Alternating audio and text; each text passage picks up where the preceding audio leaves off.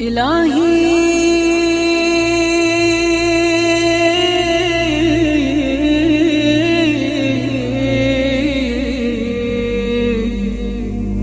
إن كان الندم على الذنب توبة.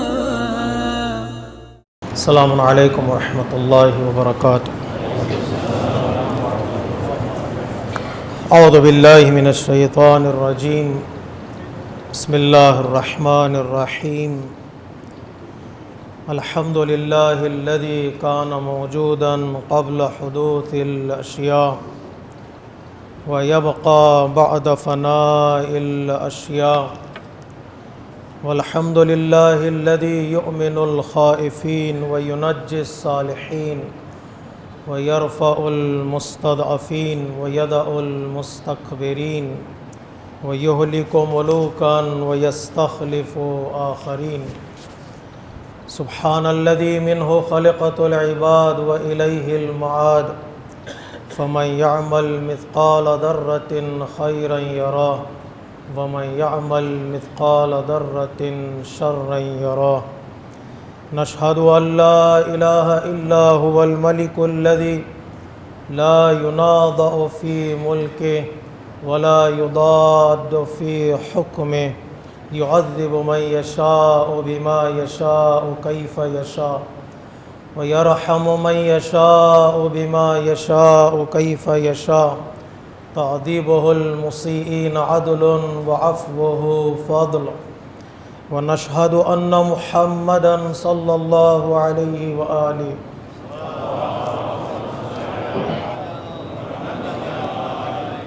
سید المرسلین وخیر المبشرین والمنذرین وعلى آلہ الہداة المہدیین من رکب سفینتہم نجا واہتدى ومن تخلف عنها ضل وغرق وہوى.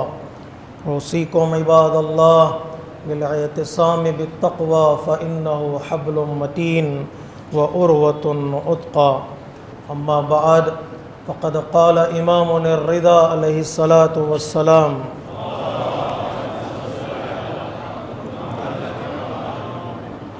کلمۃ لا الہ الا اللہ حصنی فمن دخل حصنی امن من عذابی ولکن بشرطها وشروطها وانا من شروطها. خطبہ اول کی ابتدا میں اپنے نفس کے ساتھ ساتھ آپ تمامی حضرات کو تقوی الہی کی دعوت دیتا ہوں.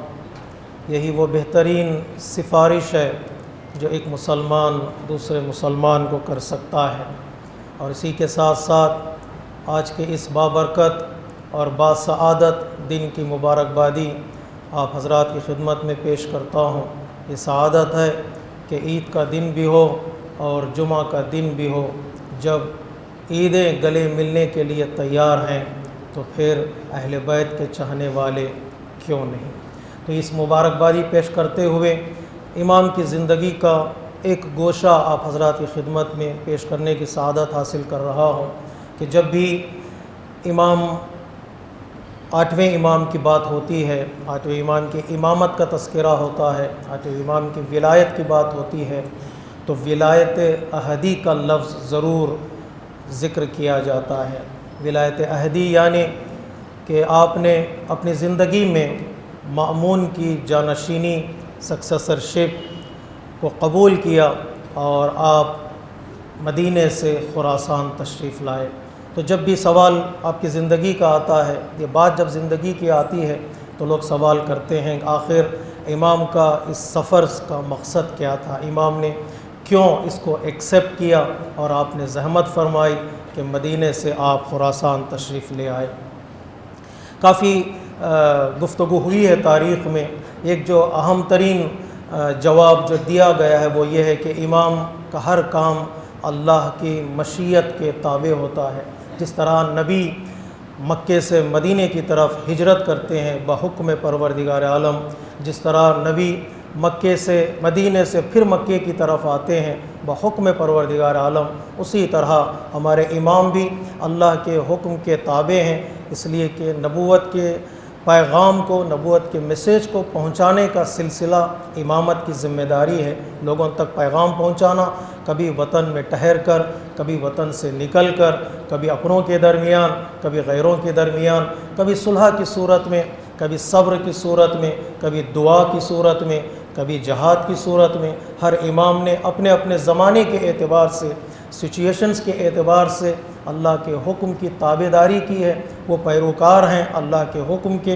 جو مشیت پروردگار ہے وہی مشیت امام ہے۔ وما تشاءون الا ان یشاء اللہ، وہی چاہتے ہیں جو اللہ چاہتا ہے۔ اللہ کہے کہ تم یہیں رکو تو رکیں گے، اللہ کہے جان قربان کر دو تو اپنی جانوں کو قربان کرنے کے لیے بھی تیار ہو جاتے ہیں۔ تو امامت کے سلسلے میں جو بنیادی ہمارے پاس تصور ہونا چاہیے، ہمارا عقیدہ اس سلسلے میں مضبوط ہونا چاہیے کہ امام حکم پروردگار عالم کا تابع ہوتا ہے۔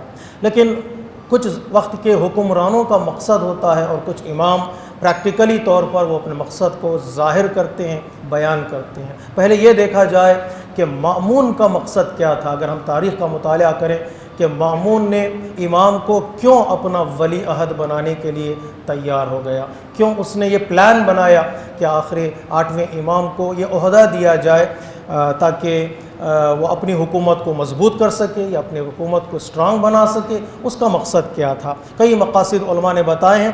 دیکھیے گا، حقیقت میں اماموں کے کاموں کو اگر ہم نتیجے تک پہنچانا چاہتے ہیں تو یہ دیکھنا ہے کہ نتیجہ کیا ہوا ہے، رزلٹ کیا آیا ہے۔ امام گئے، سوال کرتے ہیں امام نے کیوں قبول کیا، سوال کرتے ہیں، لیکن عام طور پر ہم نتیجے کی طرف توجہ نہیں کرتے۔ کسی بھی کام کو دیکھنا چاہتے ہیں ہم لوگ، اپنی زندگی میں بھی کسی بھی کام کو دیکھنا چاہتے ہیں یا انویسٹیگیٹ کرنا چاہتے ہیں یا رزلٹ لینا چاہتے ہیں، دیکھیں وہ کام کا نتیجہ کیا ملا ہے، اس کام کا نتیجہ اور رزلٹ کیا ملا ہے تاریخ میں۔ مأمون کا مقصد کیا تھا؟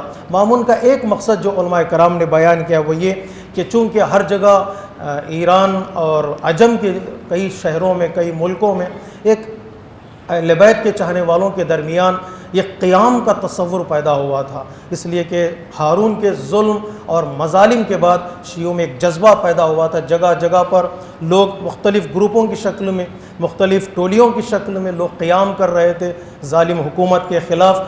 مأمون کا جو پہلا مقصد تھا امام کو وائس جرنٹ بنا کر، امام کو سکسیسر بنا کر، کہ ان قیام کو اور انقلاب کو روکا جائے، تاکہ امام اگر قبول کر لیں اس کی جانشینی کو تو ظاہر سی بات ہے شیعوں کے امام ہیں، شیعوں کے رہبر ہیں، تو شیعوں میں وہ جوش اور وہ جو جذبہ ہے وہ کم ہو جائے گا حکومت کے خلاف قیام کرنے کے لیے۔ تو ایک مقصد مأمون کا یہ تھا، اور دوسرا مقصد یہ تھا کہ امام کی معنوی جو پرسنالٹی تھی، امام کی جو اسپریچول پرسنالٹی تھی، اس پر سوالیہ نشان لگائے۔ دیکھیں امام کو ہم نے بلایا، امام آ گئے اور امام نے جو ہے ہماری ولایت احدی کو ایکسیپٹ کر لیا ہے۔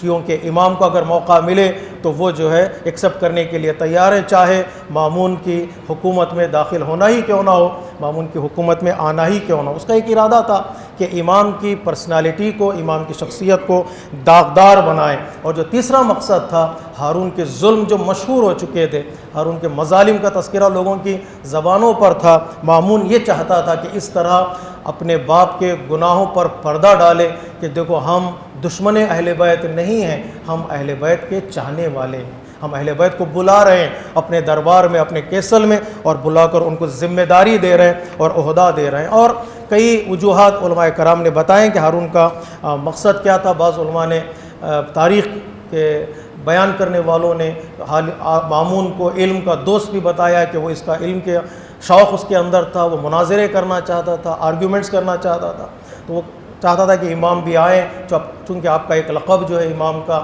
عالم آل محمد تھا، تو اس طرح آپ مناظرات میں شریک ہوں تاکہ علم پھیلے۔ لیکن بعض ہمارے علماء نے اس کا انکار کیا کہ نہیں، علم در حقیقت وہی ہے جو اہل بیت کے مکتب سے لیا جائے، اہل بیت کے ذات سے اور امام رضا سے علیہ الصلاۃ والسلام سے متصل ہوں، جسے آیت اللہ مطہری کہتے ہیں۔ نہیں، یہ ساری چیزیں نیت پر ڈیپینڈ کرتی ہیں۔ ہر مأمون کی نیت یہ نہیں تھی کہ وہ امام کی پیروی کرے، اگر امام کی پیروی کرنے کی نیت ہوتی تو جب مقام دیکھا، جب منزلت دیکھی تو ظاہر سی بات ہے اس کو امام کا کلمہ پڑھنا چاہیے تھا۔ امام کا کلمہ نہ پڑھنا اس بات کی دلیل ہے کہ وہ اس کا ارادہ ایسا نہیں تھا، ایک سیاسی ایک پولیٹیکل ٹیکٹکس تھی، جو اسٹریٹجک تھی، جو مامون نے کھیلنے کی کوشش کی اور اپنے مقصد میں کامیابی حاصل کرنے کی کوشش کی ہے۔ لیکن امام نے کیوں ایکسیپٹ کیا اور نتیجہ کیا نکلا، یہ بڑا خوبصورت ہے، انشاءاللہ اس کی طرف آپ توجہ دیں گے۔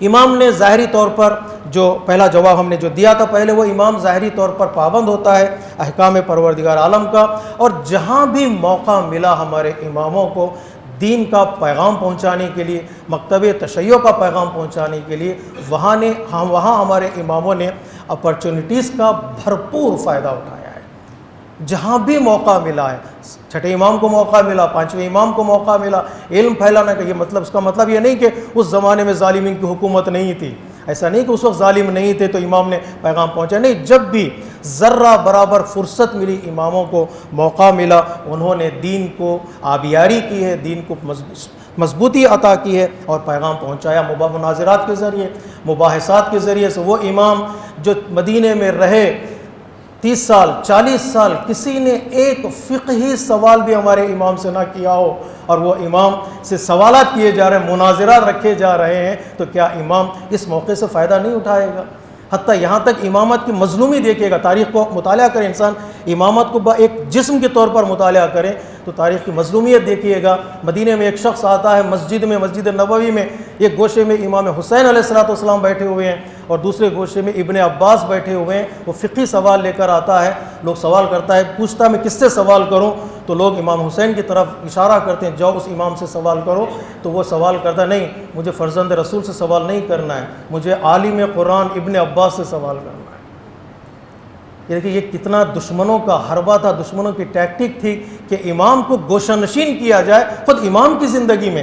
حتیٰ بعض لوگ ایک امام سے سوال کرنے کے لیے تیار نہیں ہوتے ہیں، جب ایسا موقع ملتا ہے کہ مسند بچھائی دی جائے، علم کے سوالات کیے جائیں، امام اس موقع سے دور نہیں رہیں گے۔ وہ موقع ہے حساس موقع کہ امام اپنے علم کو پھیلائیں اور اپنے معلومات کو بتائیں کہ خاندان اہل بیت کس علمی معیار پر ہیں، ان کی علمی پرسنالٹی کیا ہے۔ امام کا مقصد ایک یہ تھا کہ وہ علم کے لیے دروازہ کھولا جا رہا تھا، اور دوسرا مقصد یہ تھا کہ امام کا کہ علوی جو قیام کر رہے تھے، جو مامون نے یہ طریقہ اپنایا تھا کہ کوئی قیام نہ کرے، امام کے آنے کا دربار میں مقصد یہ تھا کہ امام کو غیر مستقیم طور پر ان قیاموں کی تائید حاصل ہو۔ سب سے کم جو قتل عام ہوا ہے شیعوں کا، وہ 8ویں امام کے زمانے میں ہے۔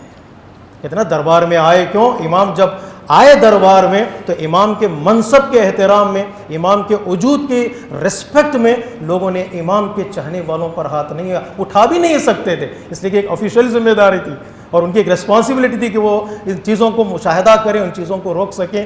امام نے غیر مستقیم طور پر مولا کائنات کے چاہنے والوں کے قیام کی تائید کی اور ان کے خون بہنے سے امام نے روکا ہے۔ کئی قیام ایسے وجود میں آئے جس کے ذریعے سے ایک قیام کا جو نتیجہ ہوتا ہے، ریولیوشن کا جو نتیجہ ہوتا ہے، اسٹینڈ کا ایک نتیجہ ہوتا ہے، وہ خون بہتا ہے، کئی جانیں چلی جاتی ہیں، لیکن ایک رزلٹ جو خوبصورت آتا ہے، مختلف جگہوں پر اہل بیت کا پیغام پہنچ جاتا ہے، حق کا پیغام پہنچ جاتا ہے۔ آپ سفر کیجئے گا ایران کے مختلف شہروں میں، کتنے امام زادوں کی قبریں وہاں پر موجود ہیں۔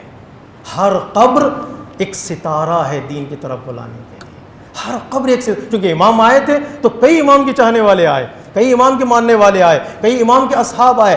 ہر شہر میں، ہر دیہات میں، ہر ملک کے گوشے گوشے میں اہل بیت علیہ السلام کا پیغام پہنچا ہے۔ شہید کا خون یوں ہی نہیں بہہ جاتا، رائے گا نہیں جاتا، وہ شہید کا خون رنگ لے کر آتا ہے، وہ ایک پیغام لے کر آتا ہے۔ ہر شہر تک اس کا پیغام پہنچا۔ یہ اسی وقت عملی ہوا ہے جب امام اس ملک میں آئے اور وہاں امام دربار میں آئے تو امام نے اپنی ذمہ داری کا احساس کیا اور اس طرح اہل بیت علیہ السلام کے چاہنے والوں کی حمایت کی، سپورٹ کیا تاکہ وہ پیغام اہل بیت کو پہنچا سکے۔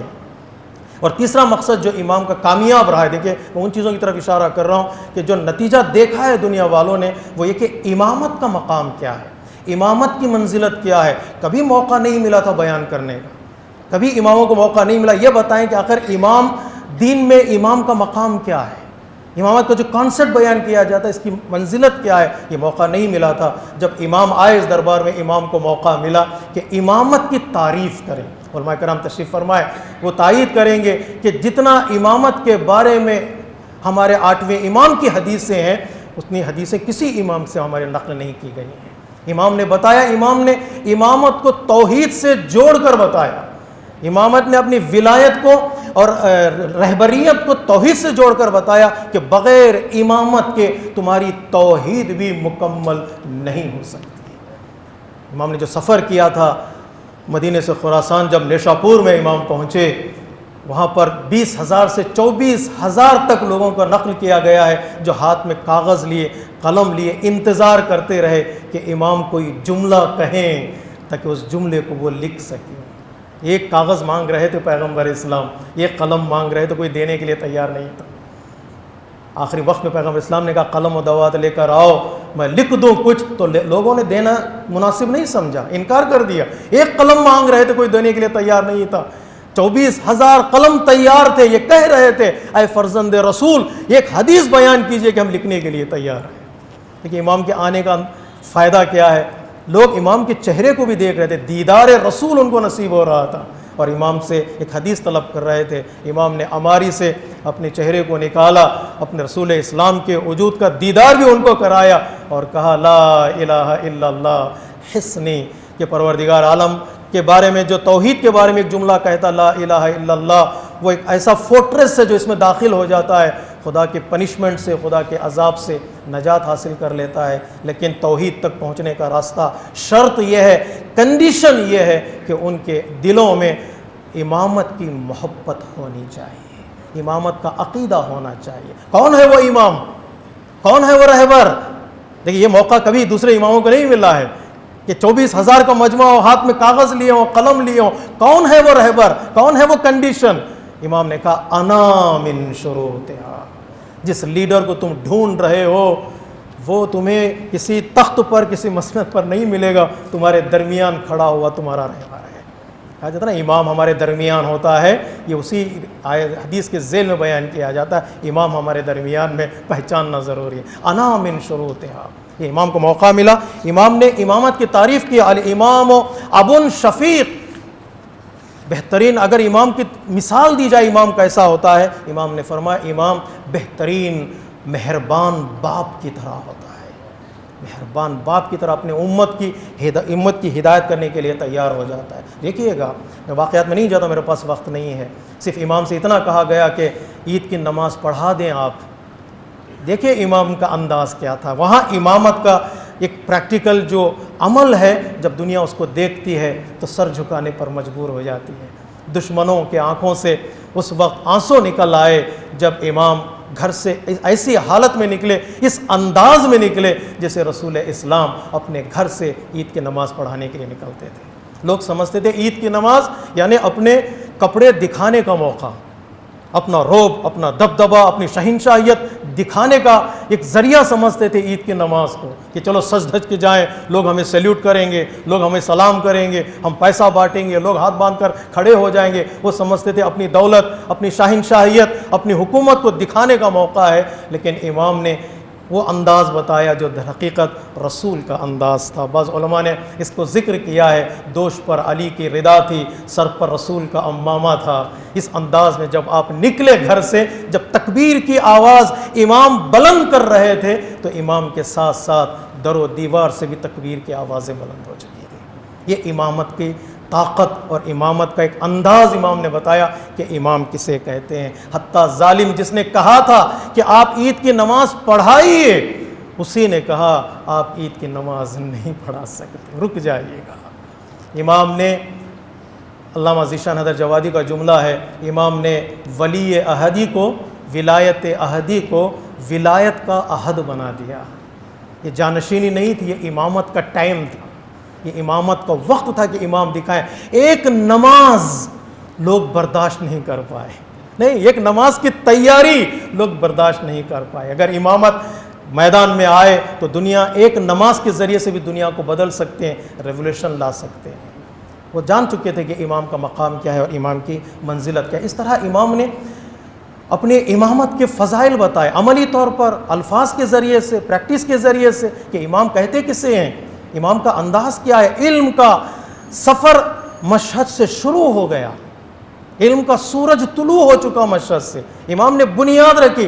جو امام نے سوچا تھا اس زمانے میں کہ یہاں علم کی بنیاد رکھنی چاہیے، آج مشہد علم کا گہوارہ ہے۔ جہاں امام کی بہن امام کو ڈھونڈتے ہوئے قم تک آ گئی، قم علم کا گہوارہ ہے۔ یہ علم کا گہوارہ کیسے بن گیا؟ امام کا ایک قدم اس سرزمین کو بدل سکتا ہے، امام کا ایک آنا وہاں پر اس سرزمین کو بابرکت بنا سکتا ہے۔ پھر سمجھتے لوگ سوال کرتے ہیں امام نے کیوں ایکسیپٹ کیا ہے؟ اتنے نتائج کے بعد بھی کوئی سوال باقی رہ جاتا ہے، اتنے بینیفٹس دیکھنے کے بعد، اتنے ایفیکٹس دیکھنے کے بعد، اتنے پازیٹیو ایفیکٹس دیکھنے کے بعد بھی سوال باقی رہ جاتا ہے۔ ایک تو حکم پروردگار، اور دوسرے دیکھیے گا نتائج کیا ہیں، اور نتائج نکلیں گے، اور نتائج ہمیں نہیں معلوم ہے۔ امام کا قیام جب ہوتا ہے ایک زمانے کے بعد، جب لوگ جا کر سمجھتے ہیں، کیا کربلا کو کربلا کے بعد لوگوں نے سمجھا؟ 1400 سال کے بعد آج بھی کربلا کئی لوگوں کی سمجھ میں نہیں آ رہی ہے، کئی لوگوں کی سمجھ میں نہیں ہے۔ اعتراض، آبجیکشن، دشمن کرے تو حق ہے، دشمن کا کام ہی اعتراض کرنا ہے، سوال اٹھانا ہے، لیکن جب اپنا بھی سوال کرنے لگتا ہے تو تھوڑا دل کو ٹھیس لگتی ہے کہ 1400 سال کے بعد بھی کربلا پر اعتراض کیا جا رہا ہے۔ یہ سوال پوچھا جا رہا ہے کہ کیوں قیام کیا، یہ سوال پوچھا جا رہا ہے کہ اس کے نتائج کیا۔ ان نتائج کو دیکھنے کے بعد، ان سارے ریزلٹس کو دیکھنے کے بعد، ہماری گروتھ کو دیکھنے کے بعد، ہماری عزت کو دیکھنے کے بعد، ہے کوئی مذہب تشیع سے زیادہ عزت والا اس دنیا میں؟ ہے کوئی مکتب مذہب تشیع سے زیادہ آبرومند، آنریبل کوئی ریلیجن ہے، کوئی سیکٹ ہے مسلمانوں میں؟ اب ڈھونڈ لیجئے گا، چراغ لے کر ڈھونڈ لیجئے گا، آپ کو کہیں نظر نہیں آئے گا۔ اس کے پیچھے کون ہے؟ اس کے پیچھے کیا ہے؟ اس کے پیچھے وہی ایک چیز ہے میرے عزیزوں، میرے بزرگوں، وہ کربلا کا تصور اور اماموں کا ہمارے قیام ہے۔ انہوں نے جانوں کو قربان کیا ہے، دین پہنچ جائے، چاہے اپنا گھر جل جائے تو جل جائے، چاہے اپنے بچے قربان ہو جائیں تو قربان ہو جائیں، لیکن لوگوں کی عزتیں بچ جائیں، لوگوں کی آبرو بچ جائے۔ اپنے آپ کو، آیت اللہ قراتی کہتے ہیں، اپنے آپ کو انہوں نے اتنا قربان کر دیا۔ میں مصاب نہیں پڑھنا چاہتا، عید کا موقع ہے، لیکن آ گیا ایک جملہ تو کہہ دینا چاہتا ہوں۔ اتنا اپنے آپ کو انہوں نے قربان کر دیا کہ کربلا کے دشت میں امام معصوم کے بدن پر گھوڑے دوڑا دیے گئے۔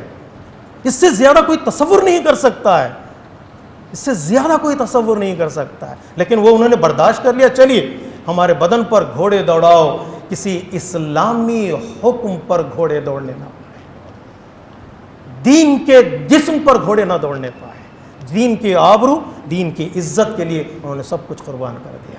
8ویں امام نے سفر کیا۔ کیا خانوادے کو، گھر کو چھوڑ کر سفر کرنا آسان ہوتا ہے کیا؟ بچوں کو چھوڑ کر سفر کرنا آسان ہوتا ہے کہ ایک ملک سے دوسرے ملک؟ کیوں کہتے ہیں ہم السلام علیکہ یا غریب الغرباء؟ آسان نہیں تھا امام کا۔ آج امام کا روزہ دیکھیں گے تو عالیشان روزہ ہے، دنیا کے مسجدوں میں، دنیا کے ریلیجیس سائٹس میں شاید سیکنڈ پوزیشن پر ہے امام کا روزہ، وسعت کے اعتبار سے، پھیلاؤ کے اعتبار سے۔ لیکن اس وقت جب امام آئے تھے تو غریب الغرباء تھے، السلام علیکہ یا غریب الغرباء۔ لیکن اس کے ساتھ ساتھ ایک جملہ اور بھی ہے زیارتوں میں سے، غریب الغرباء پہ رکنا نہیں ہے، اے غریبوں کے سردار تجھ پر ہمارا سلام ہو، لیکن اس غربت میں بھی تو انیس الفقراء ہے، اس غربت میں بھی تو فقیروں کی مدد کرنے والا ہے، اس غربت میں بھی تو غریبوں کی مدد کرنے والا ہے، اس غربت میں بھی تو دوسروں بیچارہ لوگوں کو ساتھ دینے والا۔ دین کو بچایا، دین کو حیات دی، انسانوں کو بچایا، انسانوں کو حیات دی۔ تخت دربار میں پہنچ چکے تھے، ذمہ داری تھی، رسپانسبلٹی تھی، سیاسی پولیٹیکل رسپانسبلٹی تھی۔ جب امام جا رہے تھے تو دیکھا کہ کچھ غریب زمین پر بیٹھ کر کھانا کھا رہے تھے۔ انہوں نے امام کو بلایا، مولا آئیے۔ پتہ نہیں کون سا نام انہوں نے لیا، مولا آئیے۔ روایت کہتی ہے امام گھوڑے سے زمین پر آئے، تھوڑی دیر ان کے ساتھ بیٹھ گئے۔ سارے درباریوں نے امام سے کہا، مولا آپ کی جگہ الگ ہے، آپ کا دسترخوان الگ ہے، آپ کا وقار الگ ہے۔ امام نے فرمایا نہیں، یہ جنہوں نے انہیں بلایا ان کی دعوت کو قبول کرنا بھی امام وقت کی ذمہ داری ہے۔ امام وہاں بیٹھے، ان کے ساتھ بیٹھے، باتیں کی۔ اس کے بعد امام کا جملہ دیکھیں، کیوں امام کو کریم کہا جاتا ہے، کیوں امام کو رؤوف کہا جاتا ہے۔ آج کے دن اپنے لیے دعا کریں، تمام اہل بیت کے چاہنے والوں کے لیے دعا کریں۔ امام نے کہا، تم نے بلایا، میں آ گیا، تم نے دعوت دی، میں تمہارے ساتھ بیٹھ گیا، اب میں تمہیں بلاتا ہوں، میرے گھر چلو، اب تم میرے مہمان ہو۔ اے کریم، تو سب کو مہمان بناتا ہے۔ آج کے دن یہاں پر جو مومنین تشریف فرما ہیں، ان سب کو اپنے روزے کا مہمان بنا لے، اپنے دسترخوان کا مہمان بنا لے۔ جس کو وہ دسترخوان نصیب ہو جائے، چاہے مادی دسترخوان ہو یا معنوی اور اسپریچول دسترخوان ہو، اس کی زندگی بدل جاتی ہے۔ ان احسن الحدیث و ابلغ الموعظہ کتاب اللہ، بسم اللہ الرحمن الرحیم، والعصر ان الانسان لفی خسر الا الذین آمنوا وعملوا الصالحات وتواصوا بالحق وتواصوا بالصبر۔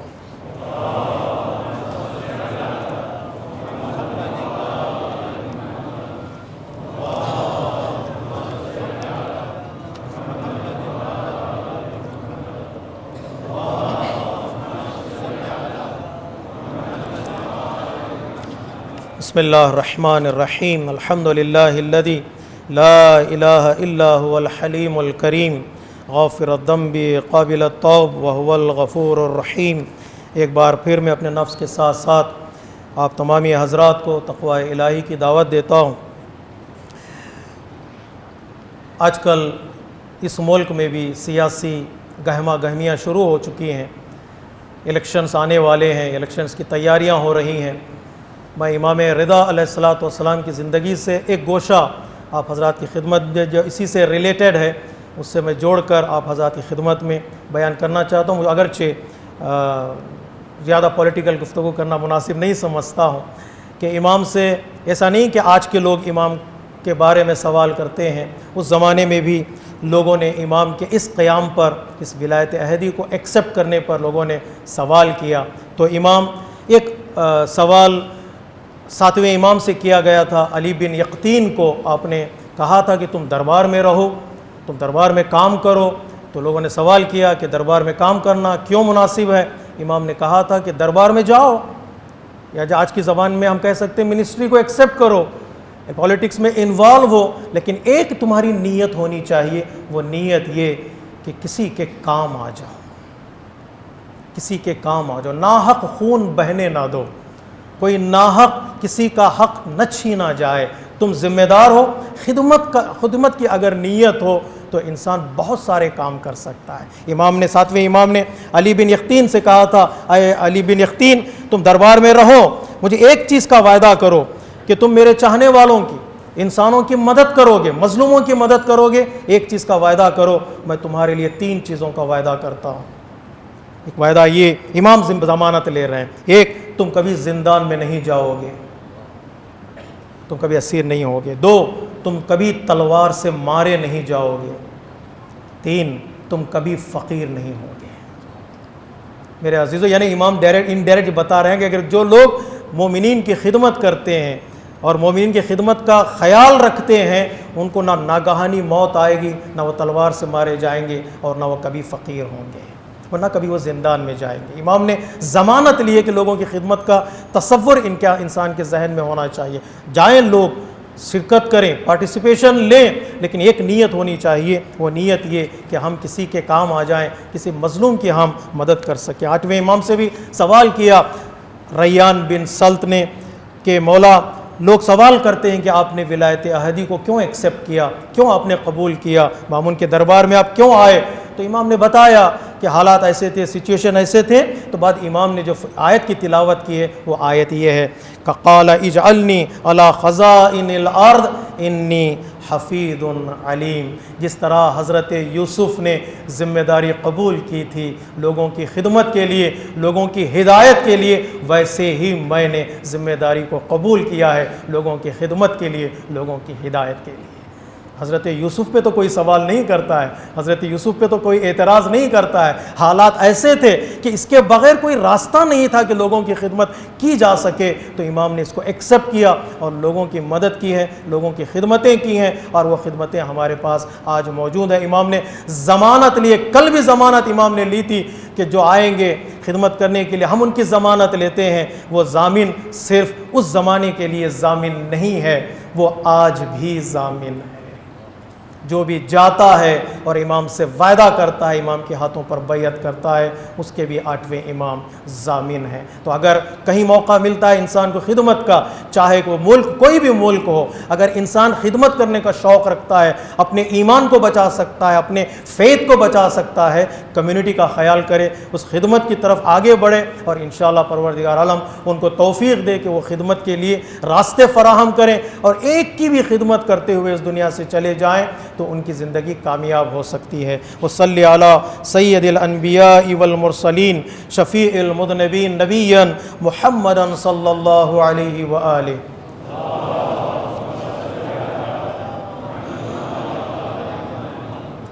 وعلى امام المسلمین امیر المؤمنین علی ابن ابی طالب۔